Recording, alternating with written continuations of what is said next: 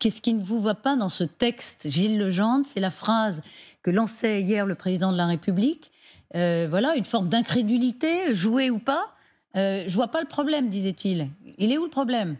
Alors, Elisabeth Borne, elle s'est tirée de cette affaire avec panache et maestria. Et je la soutiens. Simplement, elle était dans des contraintes contradictoires qui ne pouvaient pas déboucher sur un résultat positif. Mais ce n'est pas elle qui s'était fixé les contraintes. C'est le contexte politique dans lequel on s'est laissé embarquer depuis maintenant près d'un mois avec une accélération très brutale au moment de la motion de rejet. Qu'est-ce qui ne vous va pas dans ce texte? Voter contre, ça n'a rien de banal quand on est dans la majorité. Comme vous dites, Elisabeth Martichoux, moi j'ai présidé ce groupe pendant 2 ans. Et si un jour on m'avait dit que je voterais contre un texte porté par le gouvernement, mais je vous aurais dit que vous abusiez des substances hallucinogènes. C'était impossible.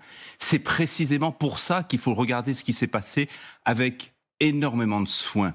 Le pire de la situation, ça serait de nier la crise. Mais ça, c'est après. Pourquoi vous avez voté contre? Parce que... Qu'est-ce qui ne vous va pas dans ce texte? Parce que nous avons laissé transformer un texte qui était celui du gouvernement en un texte qui est devenu celui des LR. Je n'ai aucun problème à trouver un accord avec les LR. Sauf que sur ce point précis, qui est l'immigration, la position du LR est un quasi, j'insiste sur quasi, copier-coller des positions historiques de l'extrême droite dans notre pays. À partir de ce moment-là, l'accord était extrêmement difficile pour beaucoup d'entre nous.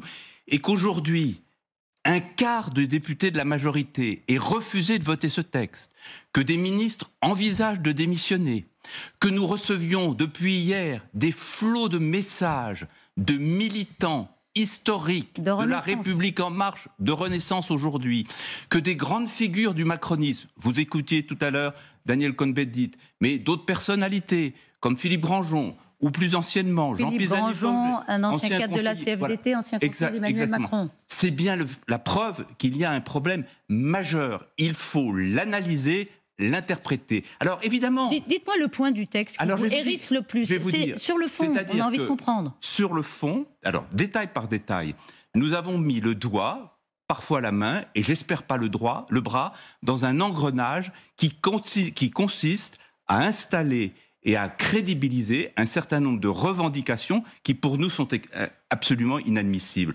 La préférence nationale, la fin de l'automatisation de l'acquisition de la nationalité, les restrictions sur le regroupement familial, l'existence de quotas, l'accès aux prestations sociales, les cautions pour les étudiants.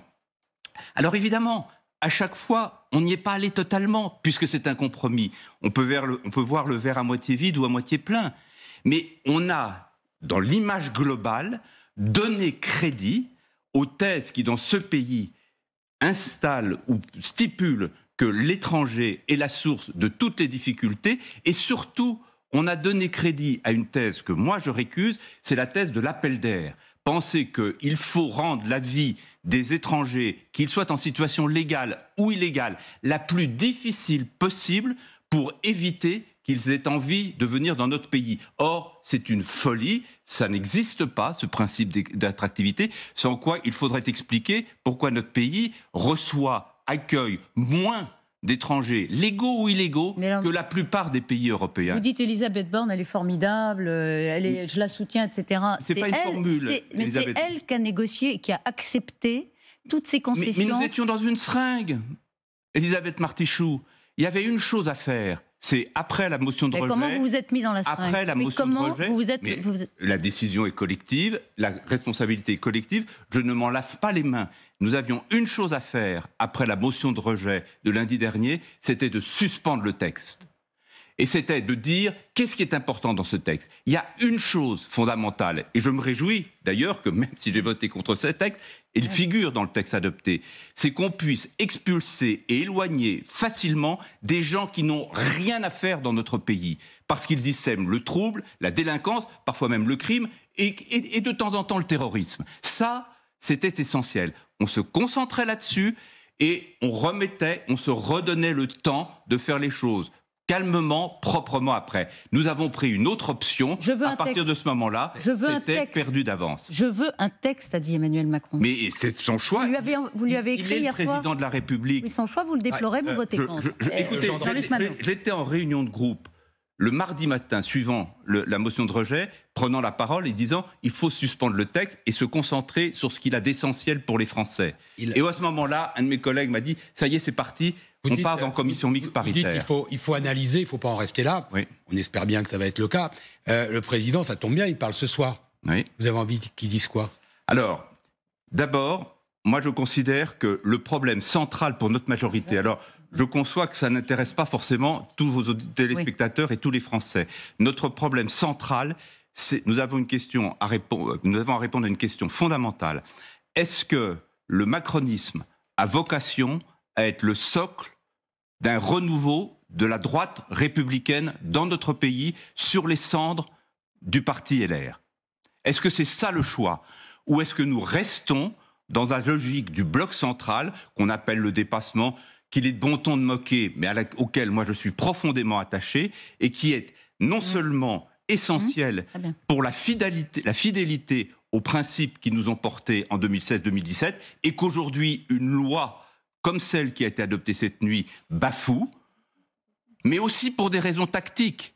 Parce que si on explique que la Macronie doit venir la base du renouvellement de la droite, ça veut dire 2 candidats issus de la Macronie en 2027, et ça veut dire un second tour, Madame Le Pen et Monsieur Mélenchon. Et ça, c'est inenvisageable. Ça veut dire que Elisabeth Borne, qui vient de la gauche, ne peut pas rester Première ministre. Mais pourquoi vous dites ça? Non, je veux dire, si c'est la logique que vous définissez. Mais si c'est ça. La tension que nous avons observée risque de s'aggraver.